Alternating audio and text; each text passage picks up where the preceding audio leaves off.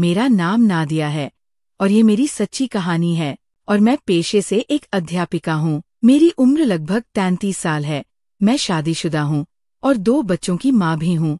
हाल ही में मेरा तबादला नूरपुर स्कूल में हुआ था। मैं पहली बार नूरपुर पहुंची थी। रात के लगभग 1 बजे का समय हो चुका था। दिसंबर की सर्दियां अपनी चरम सीमा पर थीं।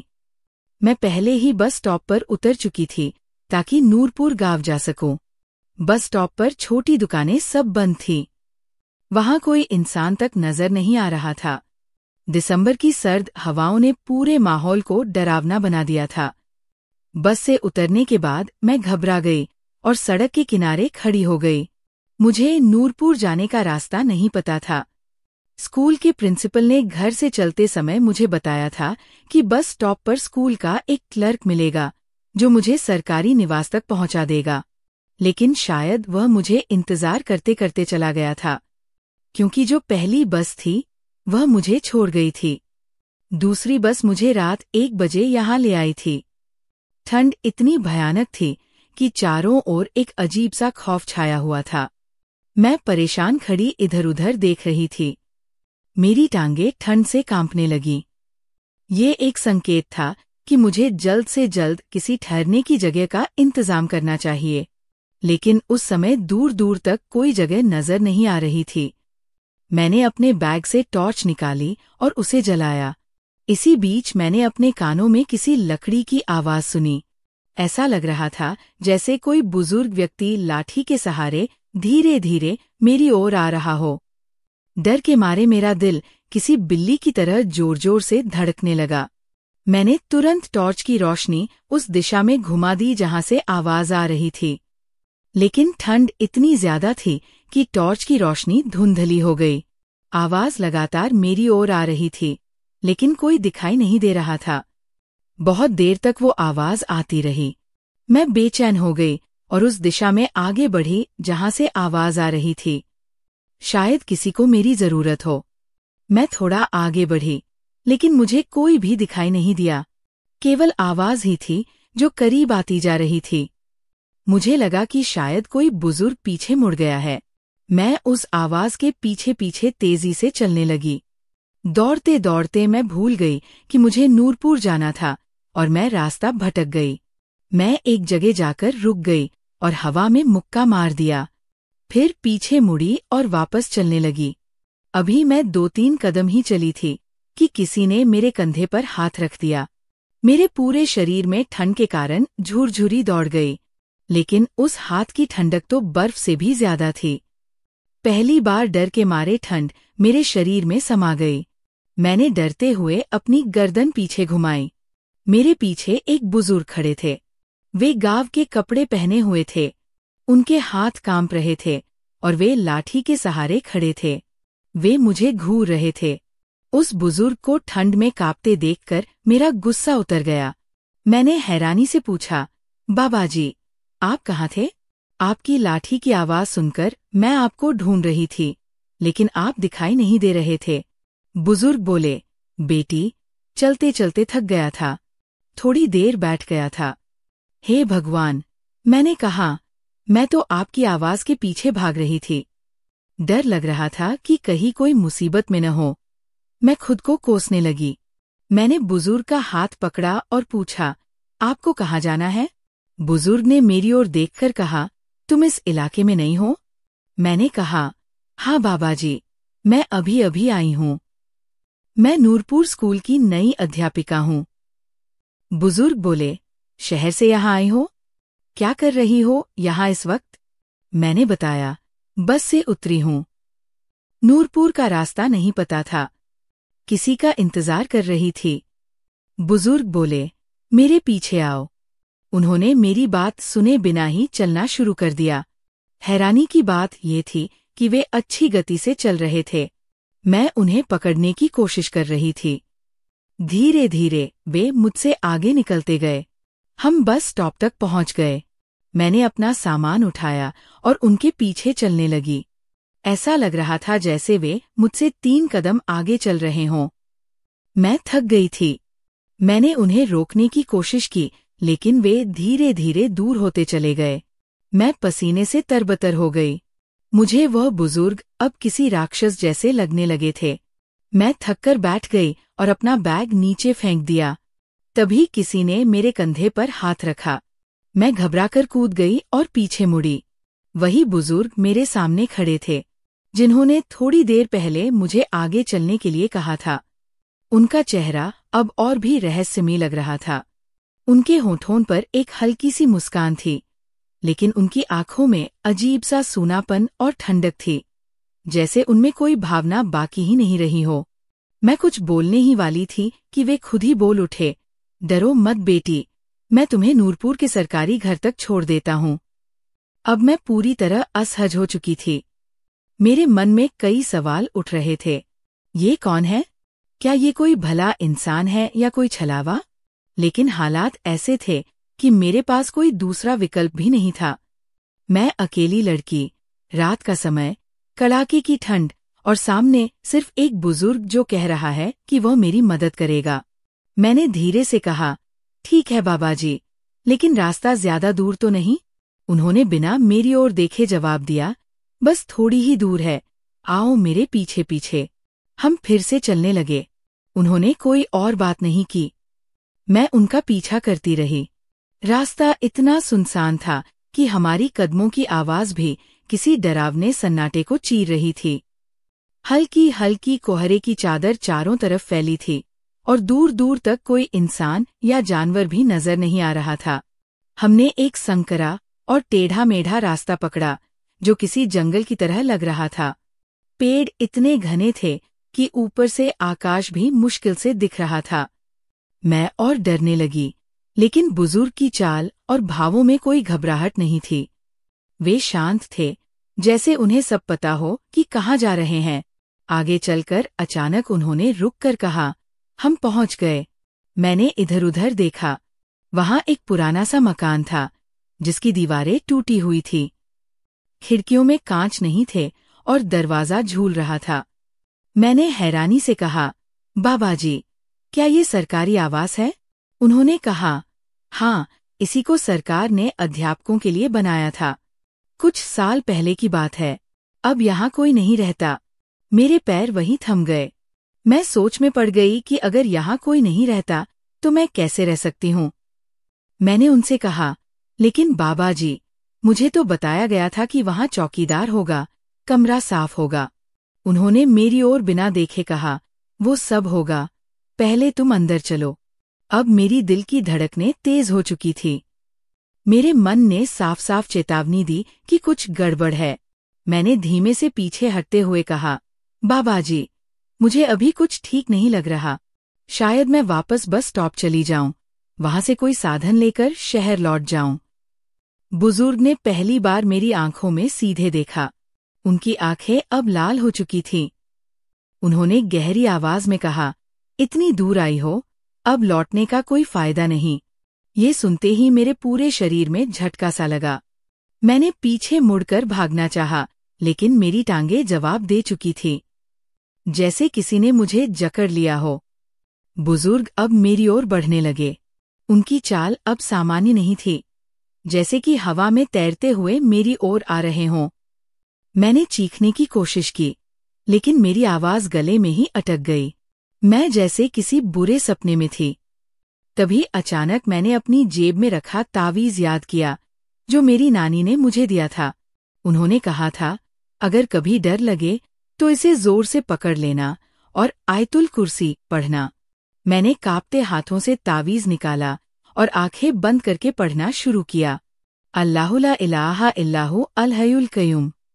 जैसे जैसे मैं पढ़ती गई, उस बुजुर्ग की चाल धीमी होने लगी। उनके चेहरे की शांति अब गुस्से में बदल रही थी। उन्होंने जोर से चिल्लाया, रुको! लेकिन मैंने आंखें बंद रखीं और पढ़ना जारी रखा। हवा का बहाव तेज हो गया, पेड़ झूमने लगे और एक अजीब सी गंध चारों ओर फैलने लगी। अचानक एक जोरदार चीख सुनाई दी और जब मैंने आंखें खोलीं, वहां कोई नहीं था। बुजुर्ग गायब हो चुके थे। मेरे आसपास कुछ नहीं था, न वो मकान, न वो रास्ता। मैं एक खुली सड़क पर थी और सामने बोर्ड पर लिखा था, नूरपुर स्कूल, 500 मीटर आगे। मैं हैरान थी। मैंने पीछे मुड़कर देखा, वहां कोई जंगल नहीं था, सिर्फ सड़क और कुछ खेत। मुझे समझ नहीं आया कि मैं किस रहस्यमय चीज का शिकार हुई थी। मैं थकी हुई, डर से कांपती हुई आगे बढ़ी और आखिरकार स्कूल के गेट तक पहुंच गई। चौकीदार वहां मौजूद था और हैरानी से मेरी ओर देख रहा था। मैडम, आप इस समय? आपने गेट पर दस्तक क्यों नहीं दी? मैं कुछ बोल नहीं पाई। मेरा गला सूखा हुआ था। मैंने बस कहा, मुझे कमरे तक पहुंचा दो। चौकीदार ने मुझे सरकारी क्वार्टर तक पहुंचाया। मैं अंदर घुसी, दरवाजा बंद किया और बिस्तर पर गिर पड़ी। मेरी आंखों में नींद नहीं थी, सिर्फ एक ही सवाल था, वो बुजुर्ग कौन थे? रात बीत गई, लेकिन नींद मेरी आंखों से कोसों दूर थी। हर बार जब मैं आंखें बंद करती, मुझे वही बुजुर्ग दिखाई देते। उनकी लाल आंखें, वो रहस्यमयी आवाज और हवा में तैरता हुआ उनका शरीर।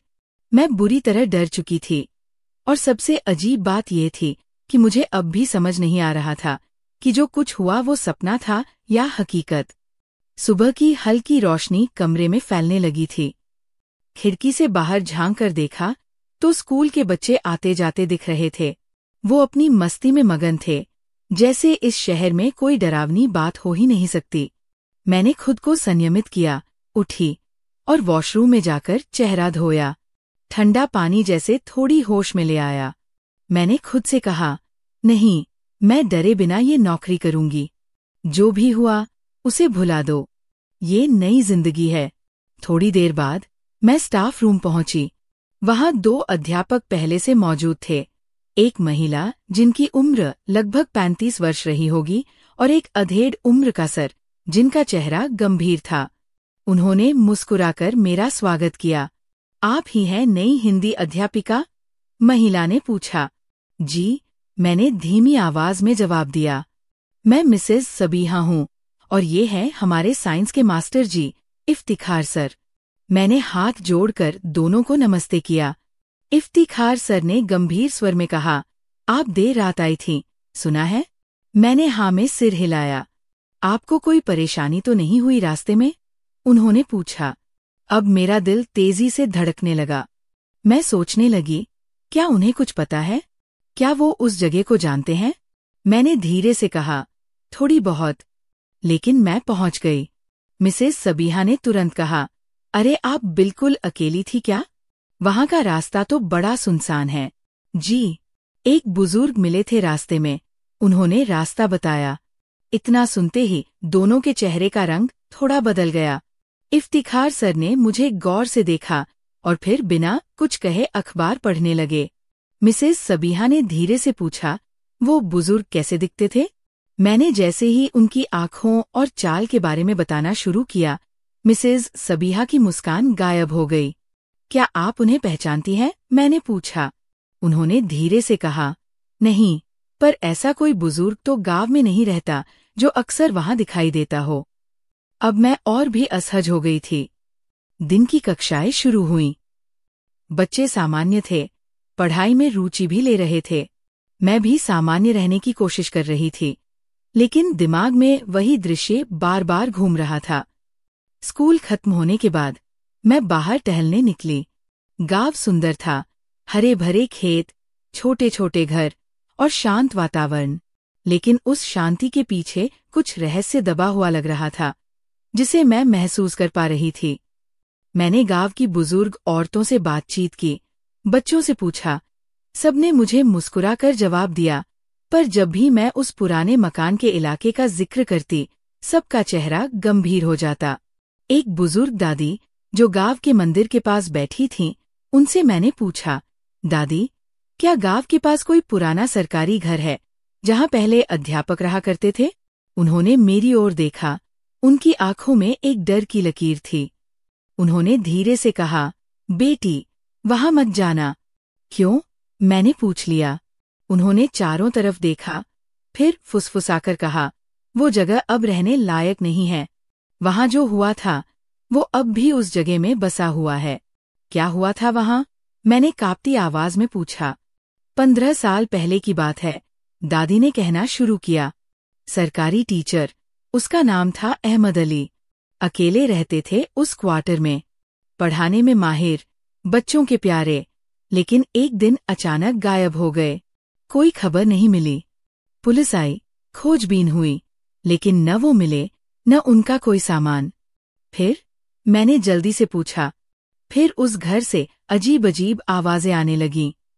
रात को वहां रोशनी दिखती, दरवाजे अपने आप खुलते बंद होते। कुछ लोगों ने कहा उन्होंने उन्हें देखा है, वो अब भी वहां घूमते हैं, मदद मांगते हैं। मैंने चौंक कर पूछा, कौन घूमते हैं? अहमद अली। अब मेरे पैरों तले जमीन खिसक चुकी थी। मैं वहीं बैठ गई। तो क्या वो बुजुर्ग वही थे, अहमद अली, जो 15 साल पहले गायब हो गए थे? क्या उन्होंने मेरी मदद की या मुझे अपने साथ ले जाना चाहा? दादी की आंखों में आंसू थे। उन्होंने कहा, कुछ आत्माएं बहुत बेचैन होती है। जब उन्हें न्याय नहीं मिलता तो वो रास्ता भटक जाती है। मैं कुछ और पूछने ही वाली थी कि तभी हवा का एक तेज झोंका आया और मंदिर की घंटी जोर से बजने लगी। दादी ने कहा, अब तुम वापस जाओ बेटी, ज्यादा मत पूछो, नहीं तो वो फिर तुम्हें ढूंढ लेंगे। मैं कांपते हुए अपने कमरे की ओर वापस लौटने लगी। रास्ते भर मन में अजीब बेचैनी थी। रात होते ही बिजली चली गई। कमरे में सिर्फ मोमबत्ती की लौ जल रही थी। और फिर वही दस्तक हुई। दरवाजे पर कोई था। तुम वापस आ गई। एक धीमी, गूंजती हुई आवाज, वही आवाज जो मैंने उस रात जंगल में सुनी थी। मैं बिस्तर से उठने लगी, लेकिन इस बार मैंने ठान लिया था, मैं भागूंगी नहीं। मैंने तावीज पकड़ा, आंखें बंद की और एक बार फिर आयतुल कुर्सी पढ़ना शुरू किया। दरवाजे की आवाज धीमी हुई और फिर सब शांत हो गया। लेकिन मैं जानती थी, ये अंत नहीं है। वो अब भी यही है, कहीं मेरे आसपास। रात की खामोशी एक अजीब सी दहशत में लिपटी थी। हर कोना, हर दीवार, हर परछाई जैसे कोई कहानी कह रही थी। एक अधूरी, डरावनी कहानी जो किसी के सीने में दबा दी गई थी। लेकिन अब वो दबी चीखें उभरने लगी थी और मैं अनजाने में उस कहानी का हिस्सा बन चुकी थी। मैंने दरवाजा नहीं खोला। वो आवाजें, वो दस्तकें, सब धीरे धीरे शांत हो गई थी। लेकिन मेरी सांसें तेज थी, दिल बेतहाशा धड़क रहा था। मुझे अब यकीन हो चला था कि वो जो भी था, इंसान नहीं था। वो कोई आत्मा थी, कोई अधूरी आत्मा जो अब इस दुनिया में चैन नहीं पा रही थी। अगली सुबह मैं बेहद थकी हुई उठी। पूरे शरीर में अजीब थकान थी, जैसे मैंने रात भर किसी के साथ लड़ाई लड़ी हो। आंखें सूजी हुई थीं और दिमाग बोझिल। मैंने तय कर लिया, अब मुझे सब कुछ जानना होगा। डर के आगे जाना होगा, नहीं तो ये डर मुझे खा जाएगा। स्कूल पहुंचकर मैंने सीधे मिसेज सबीहा से मुलाकात की।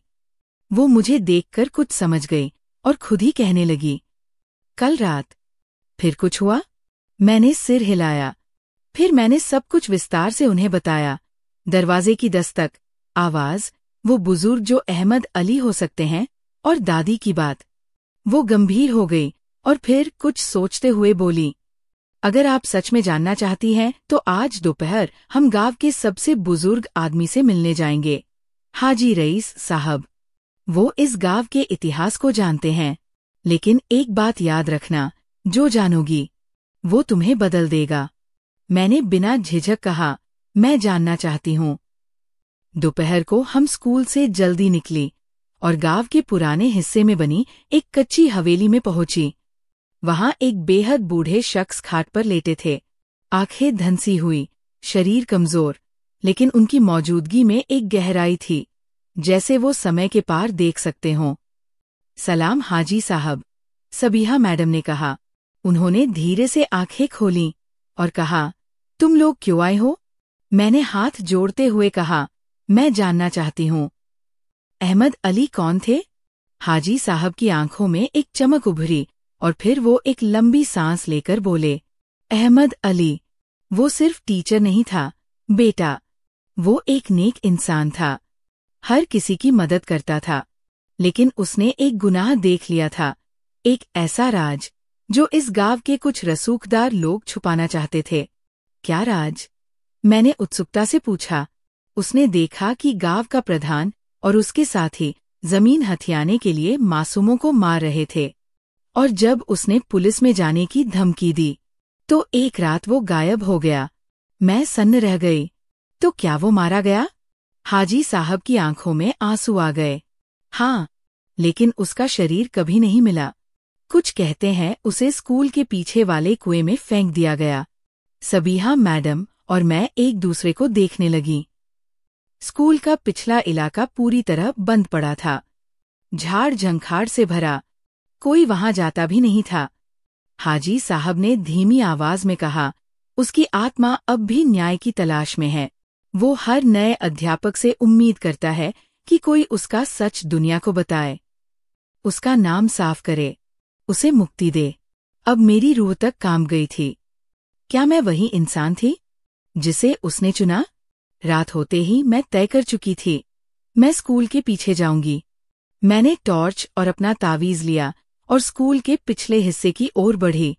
झाड़ियां रास्ता रोक रही थी, लेकिन मैं उन्हें हटाते हुए आगे बढ़ी। हर कदम के साथ दिल की धड़कन तेज होती जा रही थी। आखिरकार मैं उस पुराने कुएं के पास पहुंच गई। वहां घना अंधेरा था, सन्नाटा था, और एक परछाई खड़ी थी। अहमद अली, मैंने धीमे से पूछा। उस परछाई ने मेरी ओर देखा। उसकी आंखों में वो ही दर्द था, वही अधूरी बात। मैंने कांपती आवाज में कहा, मैं जानती हूं अब आप कौन हैं। मुझे बताइए क्या करना है। उसने अपनी उंगली से कुएं की ओर इशारा किया। मैंने टॉर्च से कुएं में झांका। वहां कुछ था। मैंने रस्सी से बंधा एक भारी पत्थर नीचे डाला और उससे एक लोहे की पेटी बाहर निकाली। उसे खोलने पर एक पुरानी डायरी, कुछ कागजात और एक पेन मिला। डायरी पढ़ते ही मैं समझ गई, ये अहमद अली की थी। उसमें सब कुछ लिखा था, प्रधान की साजिश, मारे गए मासूम लोग, उनके नाम, तारीखें, सबूत। मैं थरथराते हुए वो डायरी लेकर अपने कमरे में लौटी। अगले दिन मैंने ये डायरी स्टाफ और गांव के कुछ ईमानदार लोगों के सामने पढ़ी। पहले तो लोग डर गए, लेकिन जब मिसेज सबीहा और हाजी साहब ने इसकी पुष्टि की तो गांव में हलचल मच गई। अखबारों में खबर छपी, अहमद अली की आत्मा को मिला इंसाफ। पुलिस ने 2 बुजुर्ग आरोपियों को गिरफ्तार किया। कुएं की खुदाई हुई और वहां से कुछ मानव अवशेष भी मिले। डीएनए टेस्ट से पुष्टि हुई कि वो अहमद अली के ही थे। उस रात मैं अपने कमरे में थी। हल्की हवा चल रही थी। खिड़की से चांद की रोशनी भीतर आ रही थी।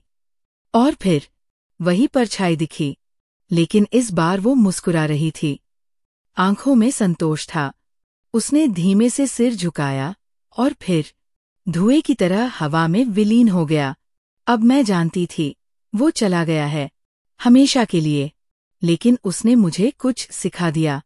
सच की लड़ाई मुश्किल जरूर होती है, लेकिन अगर इरादे नेक हों तो अंधेरे में भी रोशनी की किरण मिल ही जाती है।